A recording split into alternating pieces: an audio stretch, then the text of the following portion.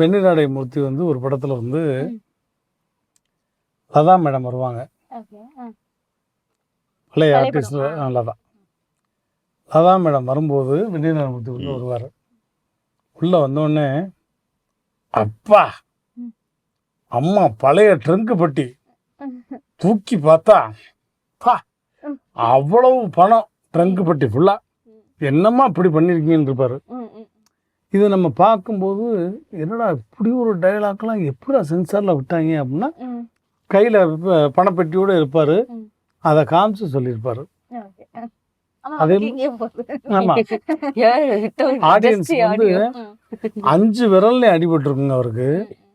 எல்லா விரலையும் கட்டு போட்டுருக்கவே மாட்டார். நீங்கள் நல்லா பாருங்கள், கமல் சார் படத்தில் இந்த நடுவிரலில் மட்டும் இவ்வளோ தூரத்துக்கு கட்டு போட்டு அந்த இதில் உட்காந்து இப்படி ஆடிக்கிட்டே இருப்பார். சிங்காரவேலனில் பெட்டில் உட்காந்து இப்படி ஆடிக்கிட்டே இருக்கும். கை இவ்வளோ பெருசாக வீங்கியிருக்கும்.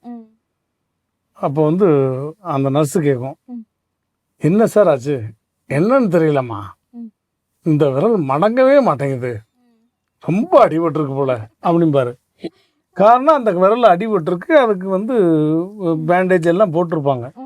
அது சீன்லேயே இருக்கும். அதை இந்த விரலில் காமிச்சிருக்கலாம், இந்த விரலில் காமிச்சிருக்கலாம்.